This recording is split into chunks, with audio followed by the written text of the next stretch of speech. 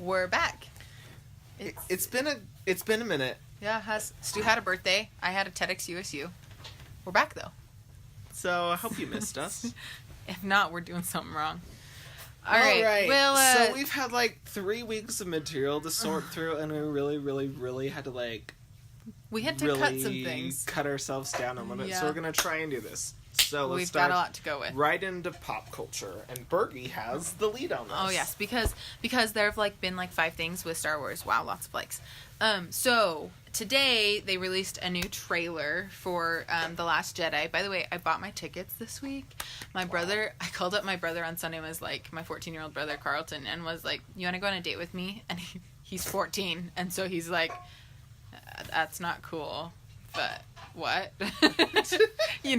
And so I convinced him to go on a date with me. So we're gonna go see Star Wars the Saturday after it opens. So nobody say anything.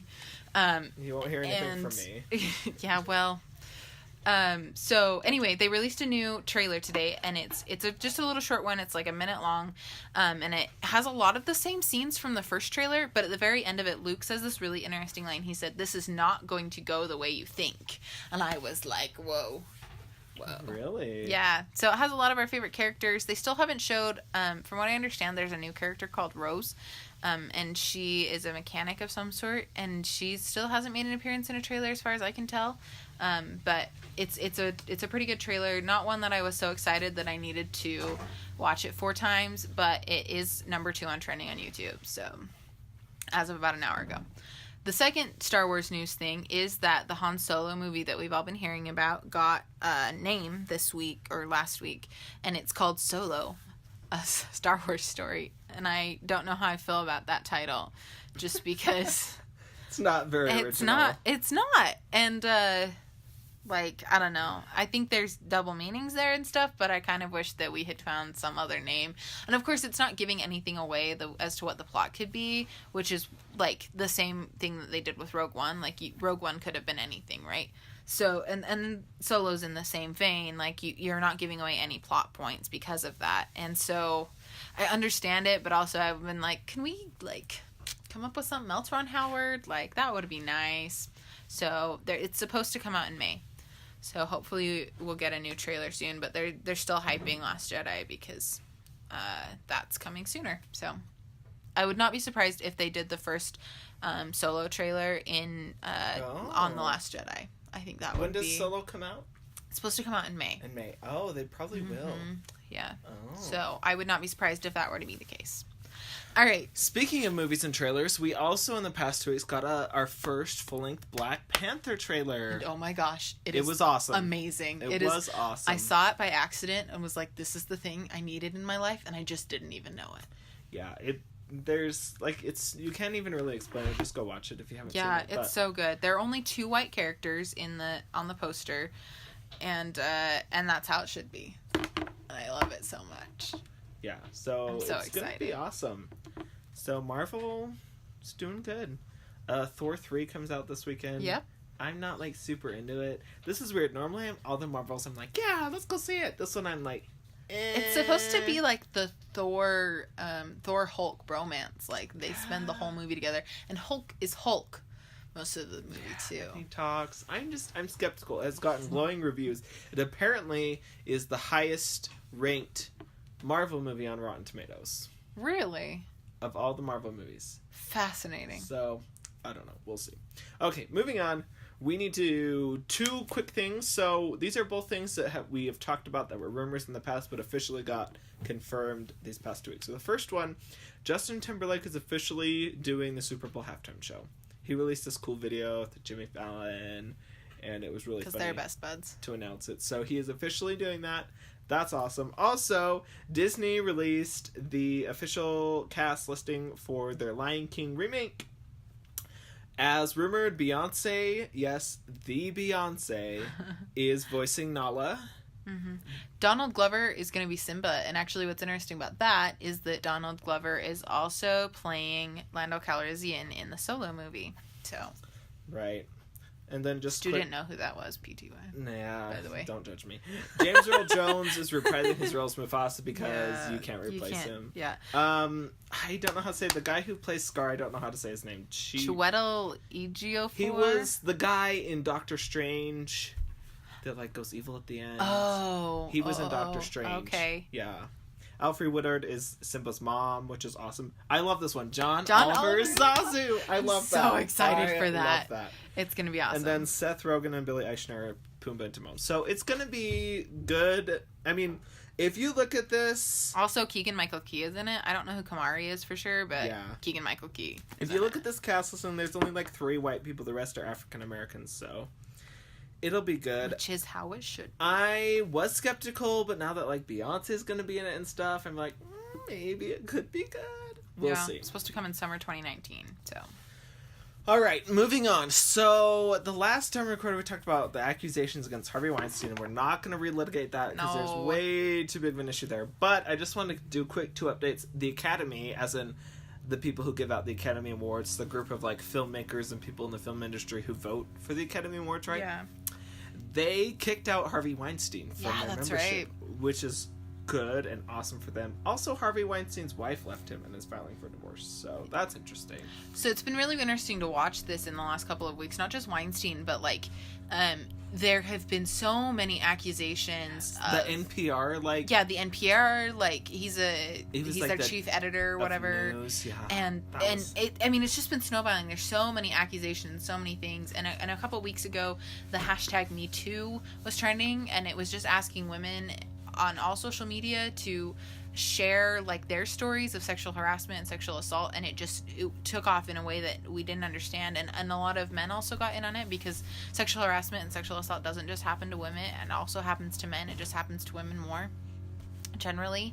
And so it's just been interesting to see this social movement completely take off. And then like the day after Me Too really took off, there was another hashtag from majority men that said how I will change. And so it's just been really very interesting to see these social movements and how it's empowered women and men to come forward with stories of sexual harassment that have happened to them.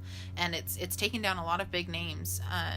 It's not just the NPR chief, but I think there have been accusations against several movie producers and directors, as well as Harvey Weinstein's brother. There's also the George H.W. Bush thing. I which know. Was just like, that was just...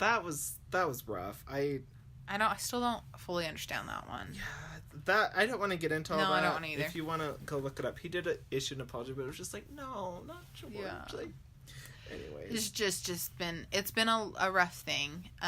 It's been a lot of people, and we're hearing more and more, and it's just a wake-up call that, like, we're still dealing... Like, we thought... I think it's been really interesting the last couple of years. We've been seeing that, like, we thought we were post-racist nation, right? And we thought we were a post-sexist nation, and we're neither. Like, we're really... And I say we as a very general term. The people who thought it was post-racist nation were largely white people, right? And the people who thought it was post-sexist nation were mostly not being sexually assaulted every day of their lives or sexually harassed every day of their lives. And so it's just been really interesting to see the whole nation wake up to that and to see Hollywood kind of disintegrating over it. So segueing onto that, Kevin Spacey, who is the lead in Netflix House of Cards, among other things, was also accused of sexually assaulting someone when he was... Anthony Rapp? Yeah, when the guy was 14. 14, and Spacey was like 26. Yeah, so there's that, and because of that, it's come out Netflix is going to end House of Cards. And in the meantime, they paused production on their last season. Oh my gosh, yeah. Yeah, so they like haven't even finished their season yet, because they're still trying to figure out what to do so about it. This is the 6th season? Yeah. And... this is huge, because House of Cards is like one of Netflix's tentpoles. Yep. Like... House of Cards was like, I can't remember if Orange is the New Black or House of Cards was like the first Netflix original, but they were around the same time, and like because of that, we came out with all these new ones with Narcos and The Crown and Stranger Things, like all these Netflix originals all became to be because House of Cards was so popular. Yeah. So it's amazing that they're ending House of Cards already because it is such a tentpole for them. Yeah, but what can you do when... Yeah, they did the right thing. It's just crazy to think that, like, they're ending it. Speaking of which, apparently Stranger Things 2 season came out this last weekend. I don't follow that. I don't either. It's not my thing. So if it's your thing, have fun. Good for you. I know people who've like already watched season 2 twice. Yeah, I know. And things. So I know people like that as well. Speaking on the Netflix thing, this is our last thing in pop culture. So I mentioned The Crown. It is one of my favorite shows. Netflix does an incredible job of detail on this show. It's about the life of Queen Elizabeth. Right. Well, it came out, it's been known that after 2 seasons, so each season's going to span roughly a decade, and after 2 seasons, they're going to switch out the main actors with older actors. So season 1 already happened, season 2 is coming out in December, and then after season 2, they're recasting the actors, which is like a really smart move, because I know it's hard because you like get used to the characters and the actors like as them. But it's also, like, really unbelievable when they, like, try and stick with the same people over years, and you're like, yeah, you don't look old. Unless you have really phenomenal makeup artists. Yeah. So they announced who the next Queen Elizabeth is going to be. Her name is Olivia Colman. I'm not super familiar with her. She's a British actress. Her either. She is going to be in the new Murder on the Orient Express movie that's coming out this month. Yeah. But I don't know which character she is. Yes, I'm going with some friends. She's the maid or the servant. Mm-hmm. Olivia Colman, is that what you said? Yes. To Judi Dench's dowager. Oh, She's like the maid or hand... Yeah, okay. I don't know what they call her, but that's her role in that movie. They haven't announced who's going to replace Matt Smith as Prince Philip, but it's just interesting they've come out. And I've seen, like, really positive reactions to this. People who know Olivia Colman's work are really happy about it. So, I trust Netflix, and I'm sure she's going to be doing good. That'll be good. That'll be fun. So, yeah, I'm excited. Season 2 of The Crown comes out in December, and I'm excited. It's good. Have you watched it? I have watched about half of the first season. It's so so good. All right, and that concludes our pop culture section. We obviously skipped over a bunch of things that have happened, but so hopefully you're keeping up on the news. We tried to do a greatest hits. Greatest hits from the last 3 weeks. This is what happens. All right, let's move on to politics. So the first item of our docket, there have been a lot of Republicans. Well, not a lot, but a few standout Republican senators who are now openly criticizing Trump. Yeah. One of them is Jeff Flake of Arizona, and this week and he's been open. He wrote a book about it. Right. He's been very open about his opposition to Trump, and now it's just been he's ratcheted up in the last week. He gave this phenomenal Senate floor speech where he basically denounced Trump and Trumpism, and like now is the time. What like our children, our grandchildren are going to ask, what did we do during this time? And, like, this big, stirring speech on the Senate floor, and he renounced that he is not seeking re-election next year. He was facing low polling, strong right-wing challenger, and so he is bowing out. A lot of people are criticizing him for, like, giving up the fight, but... Sometimes you can't do much. Yeah, you also have to look at it. Bob Corker also announced he was retiring, so those two are kind of in the same boat. And then he became outspoken against Trump, which is really interesting because Bob Corker actually supported Trump. Yeah, during the campaign. Yeah. But you also have to think, like, these guys are going to be in the Senate for, like, the next year and they're not bound to 14 months. Yeah. So that kind of frees them up to really speak their mind, to really vote, pursue whatever legislation and policies they want without any fear of repercussion. So they're not really lame ducks because they have a year plus to do stuff. Right. So that was kind of interesting. Yeah. So the next thing is this afternoon, Trump's like @RealDonaldTrump Twitter handle was deactivated for I think Twitter said 11 minutes. So this is the Twitter statement. Earlier today, @RealDonaldTrump's account was inadvertently deactivated due to human error by a Twitter employee. The account was down for 11 minutes and has since been restored. We are continuing to investigate and are taking steps to prevent this from happening again. What? How does someone just accidentally deactivate his account? Like, you wonder because Twitter's taking a lot more steps to deactivate like super inflammatory Roger accounts. Stone got Roger Stone, who's a Trump Twitter, supporter, was he was suspended. And so I think it's just funny. I just like I prefer to think that there was a Twitter employee that was like staring at it longingly, like wistfully, like I wish I could do this, and then accidentally bumped their mouse and it was deactivated on accident. It was really funny. And I guess were you paying attention? Because I wasn't. And apparently the Twitter sphere blew up and. No, I wasn't on Twitter during that time. I wasn't either. People were like, apparently when you clicked on out. his feed and go to his profile, it was like, sorry, this won't load right now. And everyone's like, sorry, this won't load right now. Briefly became president of the United States. So.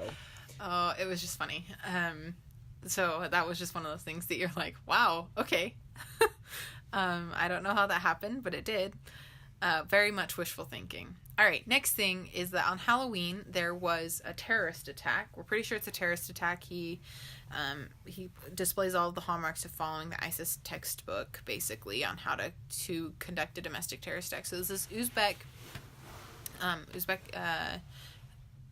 He's a green card holder, isn't he? Yes. Or he has a travel visa of some sort. Anyway, he's been here for he's been here for 7 years or something like that.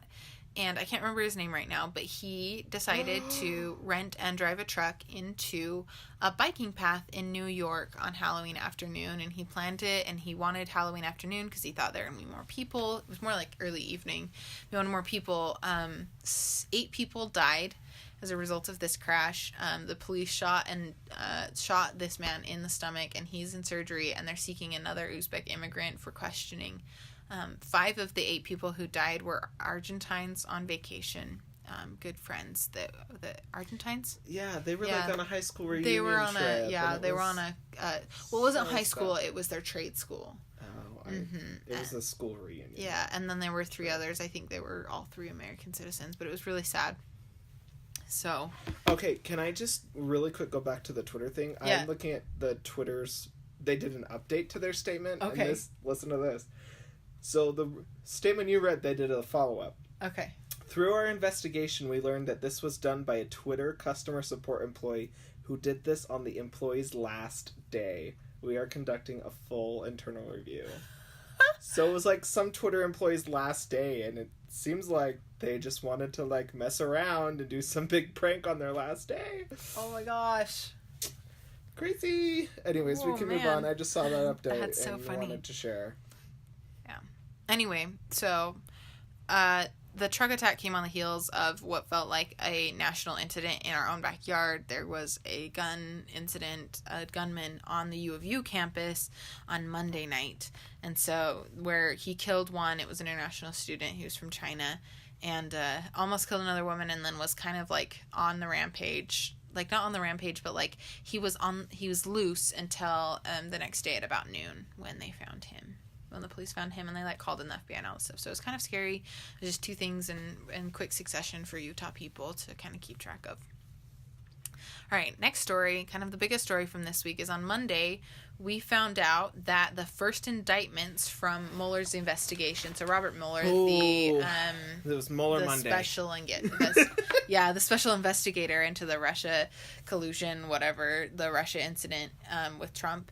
They were indictments that came down earlier, but they just they became public knowledge at this point. So it was unsealed. So it indicted 3 people.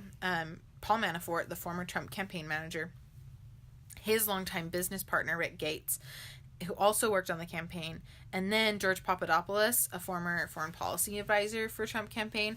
The thing that was different about Papadopoulos is that he had pleaded guilty to lying to the FBI. To the FBI, right. Like that is a big deal. You don't just lie to the FBI on a whim. He's like a young guy. He's like what, 20, like 30 or 29, something. 30, something like that. So he's working with the FBI on the investigation and cooperating with them. But there's been a lot of noise about it being like the young guys in the campaign are taking the fall for the more experienced older guys, which is just really interesting because Papadopoulos is one of the younger ones. So one note on Papadopoulos, I guess this is for both.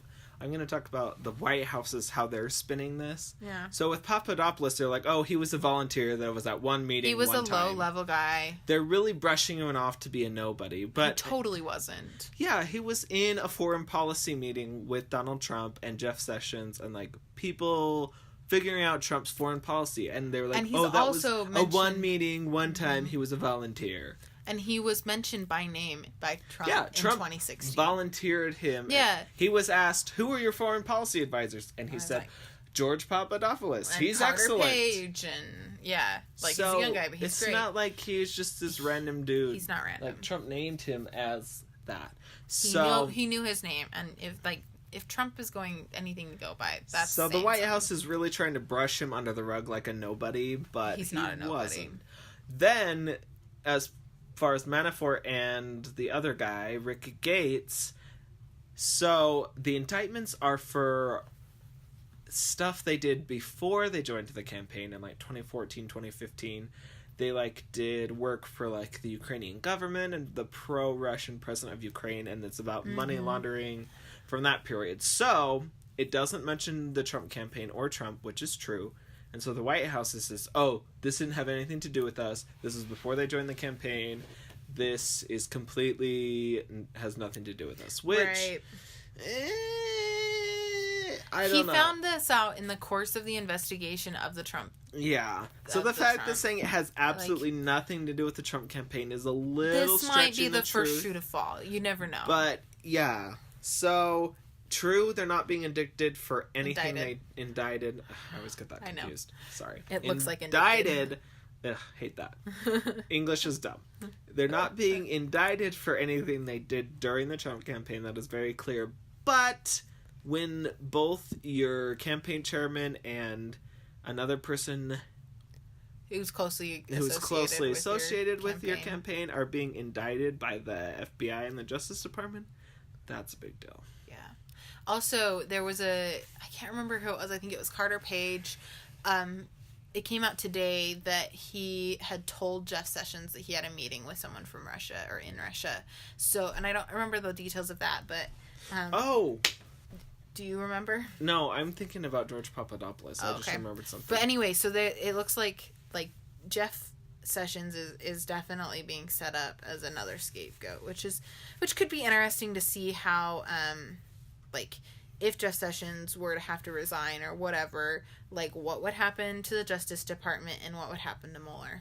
So it's just speculation. One more thing about George Papadopoulos, he came into contact with this person they're calling the Professor. Oh, that's right. Who he developed a relationship with him over time, and he had significant ties to the Kremlin and the Russian government. And he also met with a woman who he's claiming is Putin's niece. Oh, yeah. That was also it. Yeah. And this professor wanted to set up a meeting between Trump and the Kremlin. Yeah. And Papadopoulos took it to somebody high up in the campaign. They're not saying who. Oh, really? And they encouraged him to seek after it, to set it up. Really? It never happened. The meeting never happened, but the campaign said, "Oh, we probably shouldn't," this upper level campaign official said, "We probably shouldn't send Donald Trump, but we should definitely send someone from the campaign."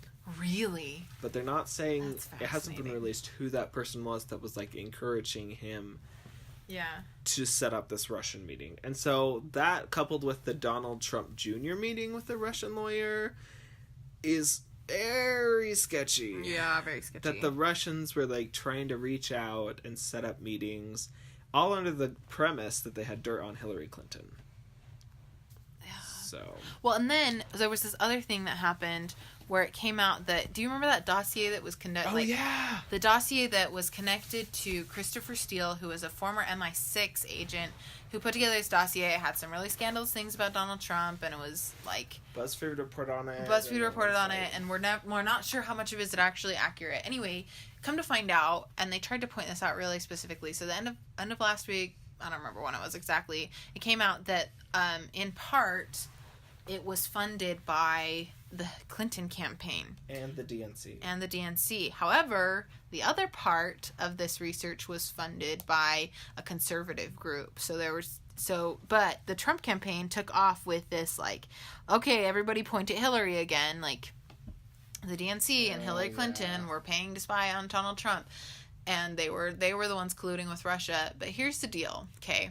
So the problem with this argument is that it is not illegal for a party to pay for opposition research on their opponent. That's not illegal. What is illegal is colluding with Russia, and as far as we can tell, that didn't happen with the Clinton campaign at all.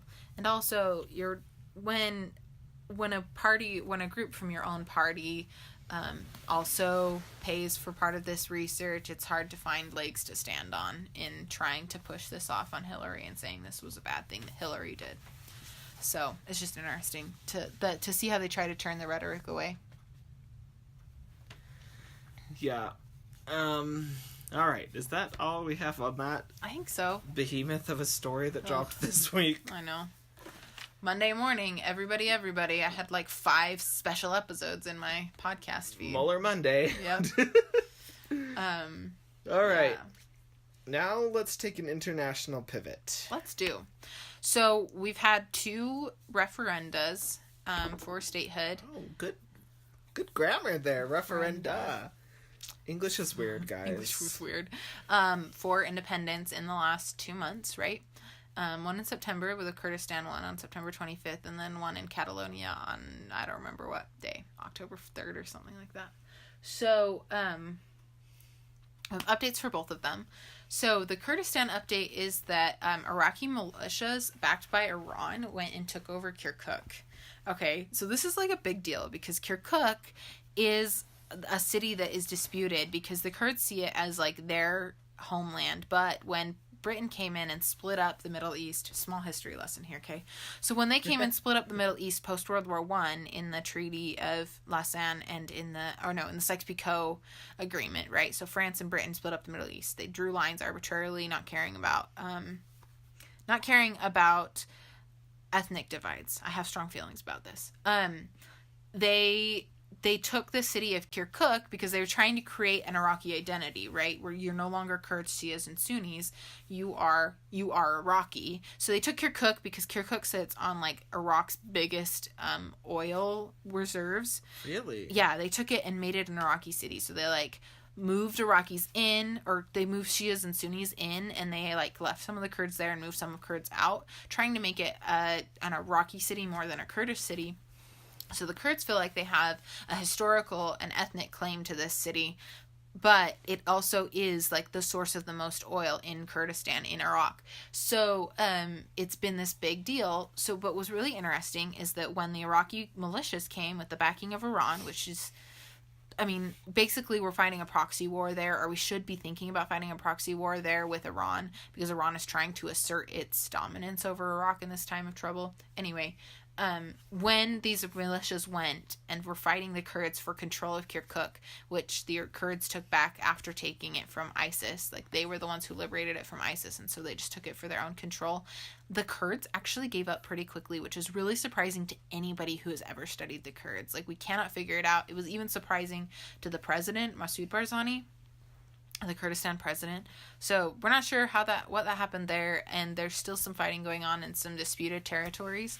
But now, just this week, Masoud Barzani, the president of the Kurdistan region, stepped down, and technically all elections are banned in Kurdistan right now because the Iraqi government has banned all elections. So the Kurdistan presidency, the Kurdistan government, is actually sitting in limbo. So it'll be really interesting to see what happens there. But that's your Kurdistan update. Take it away. Okay, now let's pivot to Catalonia. So, okay. A lot has happened. Quick recap. Yep. Charles Puigdemont, I finally learned how to say his name. He's the leader of Catalonia. He's the Catalan president.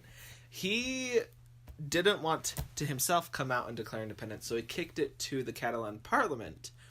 A bunch of parliament members abstained and walked out. But the remaining ones voted for independence. It was 70 to 20, something like that. Mm-hmm. So they voted and officially declared independence. Before it was this weird we declared independence, but not really, and brought it back. Yeah. But now this was a real official declaration of independence from Catalonia. Mm-hmm. Then the Spanish central government in Madrid, under the urging of Prime Minister Mariano Rajoy, urged them to invoke Article 155 of the Spanish Constitution, which allows them to take direct control of Catalonia. So the Spanish government approved it, so that was put into place. They dissolved all the leaders, dissolved the parliament, took control of the police and the local media, and they're calling for new regional elections in December. Right. I believe it's December 21st. Okay, so we had the Declaration of Independence, and then Madrid takes direct control. Then Puigdemont and a bunch of the top leaders flee to Brussels, Belgium, randomly. Well, Brussels is the location of the EU Parliament. Yeah, but it looked really like he was fleeing, and it didn't look good.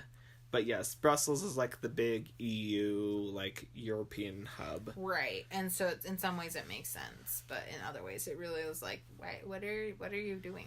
Yeah, so he's like taking refuge in Brussels. Meanwhile, back at home in Barcelona, like, was it 8 or 9? 8. That's 8? The last time I saw. Or in Spain, maybe it was in Madrid. Some Catalonian officials, 8 officials, were being tried in Spanish National Court. Yeah. Where they were convicted, and so that happened. And then they want to try, like, Puigdemont and a couple others who are still hiding out in Brussels, but they haven't returned yet. Right. But Puigdemont says he's going to return, but they won't return until they have certain guarantees from the Spanish government that they'll have a fair trial. Right. So they're basically now at a standoff, pretty much just waiting for Puigdemont and his fellows to return to Spain so they can officially try them in court. Right. And somebody in the Spanish central government, I think it was the foreign minister, said that Puigdemont could run again in the regional elections if he's not in jail. Mm-hmm. So it'll be interesting to see what happens with Puigdemont. Oh. If they try him, what happens with these regional elections. So the next month and a half will be interesting in Catalonia. So the thing about the 8 Catalonian separatist leaders, they actually haven't been tried yet. Oh. They've been jailed pending their trial. Okay. Yeah. I knew it was something. That's what the judge decided to do today. Correction. So, I just wanted to make sure that we were clear on that. So they have them in custody awaiting a trial, and they're waiting for Puigdemont and the other ones to come back to also do the same thing to them. Uh-huh. Whew! We'll keep an eye on it, but it's a lot has crazy. Unfolded, yeah. Yeah, this is I was reading the news yesterday, and the foreign policy, my main foreign policy news source, they actually called the Kurdistan referendum a failed referendum, which was interesting to me. Yeah, failed bid for independence. I was like, I feel like that's a little premature. We haven't seen it all play out yet, but I think that's a very interesting comment to make, that's been a failed referendum. So, because the Kurds were actually also proposing like some sort of like recompense to the Iraqi government, and it wasn't enough for them, so they decided not to have talks. And so it's just been really interesting to watch both of these. Right now, it's looking like neither one of them will get the state they so want so desperately. So it's been interesting that there have been these like 2 independence movements simultaneously going on in the world. Yeah, and I think it makes sense in some ways. Like sometimes those kinds of movements inspire other movements of their kind, and so that makes sense in some ways, but in other ways it really doesn't. Well, in the EU, really doesn't make sense. The European Union is like treading so super carefully on how they react to this Catalonia thing. Yeah. Because they don't want other separatist movements around Europe, because there's a lot of them. There are a lot. I didn't know, but I saw an article, and there's like a bunch of other ones. They don't want all these other regions to like get the independent separatist spirit and then break up the EU, and right, because if the EU's biggest thing is like unity and togetherness, economic interdependence. Yeah. So all the leaders are treading so carefully and saying, we will not recognize an independent Catalonia. You will be outside the Eurozone, which would be really detrimental. That's the thing, is that, like, and this is what happened when Scotland was doing their referendum in 2014. Like, you have to recognize, and they have to recognize, that you have to come up with a whole new currency system, and you have to float it and make sure that it would be respected by the government, and like so much work, right? Because you're not officially a part of the EU. You can't be until you're recognized based on their criteria, and I think a lot of these people probably don't realize like how much a central national government really does. They take care of defense and international representation and money and banking and justice and like all these systems that all of a sudden now you have to be in charge of. Okay, the You know EU, what I mean? well, yeah, in some ways. So the EU is actually like their organizations, like trial or the justice system and Right, defense and stuff like that are supra over, like they're over the state government. So you have to. But the thing about being a member of the EU is you have to commit a certain number of people to being part of those forces, or to like judges come from they rotate through and come from every one of those countries, and so you have to be willing and you have to be able to commit those resources, and a new fledgling country would probably be unable to do that. So yeah, it's a longer process than you would think to become a state. You have to be able to do a lot of things. So the last thing on our politics section for today is my little forgotten moment. So on October 13th, I think was when it happened, it was Saturday morning. There was this huge bombing in Mogadishu, Somalia. I woke up to it, and it really was huge. It killed 358 people as of October 20th. It's the deadliest attack in the country's history, and it was a terrorist attack. That was this huge car bomb, and it was a terrorist attack, and we're not talking about it. So like this comes in the wake of the Las Vegas shooting attack, which killed and wounded just about that many people, and this is 358 people who died in a bombing, and something we're not talking about, which is just really fascinating and really kind of sad. So that's it. All right, that concludes our international moment and our politics moment. Yeah, we buzzed through those really quickly. Yeah, we did. Okay. You're sort of caught up in the last 3 weeks. Yes, sort of. There's so much that happened. I know. And lastly, we'll end with our soapbox segment, per usual. Mm-hmm. I have the lead on this one. So, we all know that I'm not a fan of reviving movies and doing endless, boring sequels that are unnecessary. We all know this. We have relitigated this. It is one of my largest over and over again. soapboxes. But I recently came to expand that soapbox to include TV shows. Oh, dear. Let me tell you why. There has been an onslaught of remakes all of a sudden out of nowhere. You have Will and Grace that NBC is redoing all of a sudden randomly, which it didn't even go off the air that long ago. ABC is redoing Roseanne with like all the cast. I don't even know that show. It was like around, I think it was a 90s show. It has like John Goodman and I can't remember the woman's name who plays Roseanne, but American Idol is being revived, and they just like barely took that off the air last year, so it's weird that they're like, or 2 years ago, that they're reviving that. And then we have stuff like Fuller House, and it's just like, no, stop, we don't need this. Like, we don't need to revive old shows. Yeah. It just, you know what I mean? Like, we're losing all creativity. I mean, Emily and I started this new show called The Good Place on NBC. Uh-huh. I don't know if you've heard of it. Oh, yeah. It's the one with Kristen Bell, and she's like dead and in heaven, or what she thinks is heaven. Yeah. And it's so original and just so clever and so witty and funny, and it's just a breath of fresh air because it's so original. Yeah. And I'm loving it because it's not a rehash of anything. It's just a brilliant idea that somebody took and ran with. And This Is Us is another good example that got runaway success because it was so new and original and different. So I am all about these. Let's think of original ideas. Yeah. Let's put our creative minds to work. So tell me how you feel about Young Sheldon then. Okay, so Young Sheldon is about the main guy from Big Bang Theory, right? Theory, yeah. But it like tells the prequel of him like when he was young and growing up. I think so. I mean, I've just heard about it. That's the basic their premise. Their advertising is really great for it. Yeah. I'm okay with those. I'm okay with stories like that, and here's why. It's because they're like telling a side of the story, like a prequel or a side story that hasn't already been told. So I'm okay with that because it's kind of a new premise. Uh-huh. If they were to like redo the Big Bang Theory, I would not be about that. Or like try and do that one's not even off the air, so. Yeah. So I'm okay with like pre-stories or prequels or side stories that haven't been told yet, because yes, it's kind of in the same universe, but it's telling a different story that hasn't been told yet. Yeah.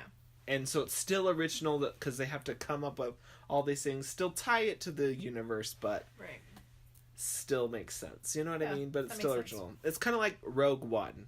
Like Rogue One is original because it's like a prequel story. Well, I guess it's kind of a prequel depending on which side you're looking at it from. It's a little connector. It's a prequel to the original trilogy. Yes, there we go. But it's not like a sequel. It's not like an episode 7, 8, or 9, which they're just rehashing. But it's like a story that hasn't been told yet. Well, you know what I mean. Like, it's in the same succession. Yeah, no, I get what you mean. It's not a sequel. It's like a side story that hasn't been told. Storyline. And it was original because they had to, like, come up with all the ways that they got that information of the Death Star and still connect it to the universe, which I thought was brilliant.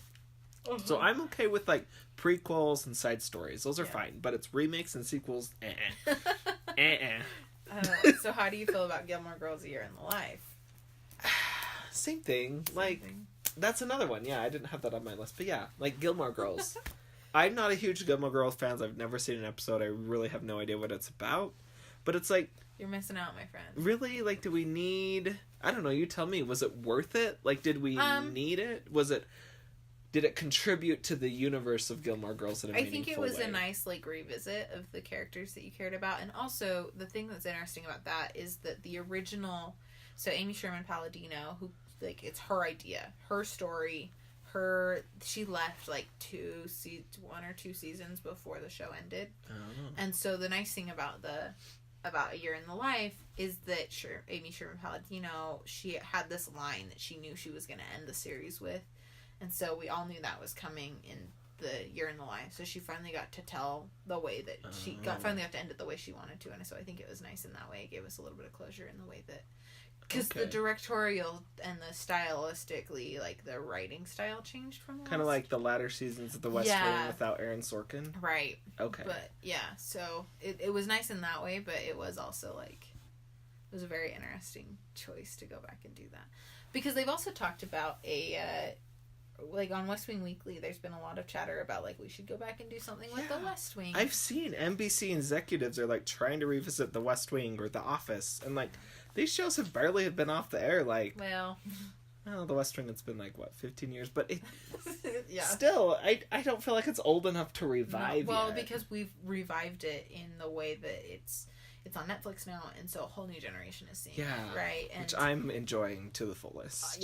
Like a whole new generation is seeing it, and West Wing Weekly came about, so a whole like older generations plus the newer generations are reliving it and reloving it, right? So I don't think we need a revival. It would be kind of interesting, but they've been off the air so long that you could very well do a prequel. You'd have to do a sequel. The actors are too old now to really do anything. So Allison Janney's playing grandmas. She's great. I love Allison Janney. Much. She's awesome. If you don't know who she is, you're missing out on finer things in life. Look her up. She's awesome. You should start with the video of her singing The Jackal. Oh, The Jackal. That's a classic. It's like, that one's a good clip. Did you know, side note, you probably already know this, but I think I heard it from West Wing Weekly that wasn't planned. No, it wasn't planned. Wing. Aaron Sorkin saw her lip syncing it, right? Yeah, so they would do like this. They would hang out in CJ or in Allison's trailer, and they called it like the Flamingo Bar or something like that. And they would all get together and hang out in there. And so like Richard Schiff was in the corner drinking a drink, and one time Aaron decided to stop over. He's like crazily writing away, and he decided to stop in. And Allison just happened to be lip syncing to The Jackal. She just happened to be doing it right then, and Aaron was like, "That has to be in the next episode," and so he found a way to work it in. That's awesome. Yeah, it's great. Yeah.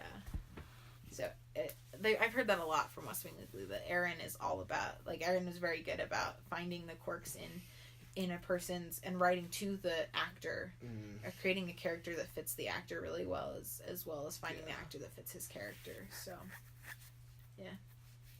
All right. Well, that concludes this episode of Pop Politics. And look, we even did it in a reasonable amount of time. This isn't an hour and a half episode. It's unusual for us. All right. Well, join us next week. Yep.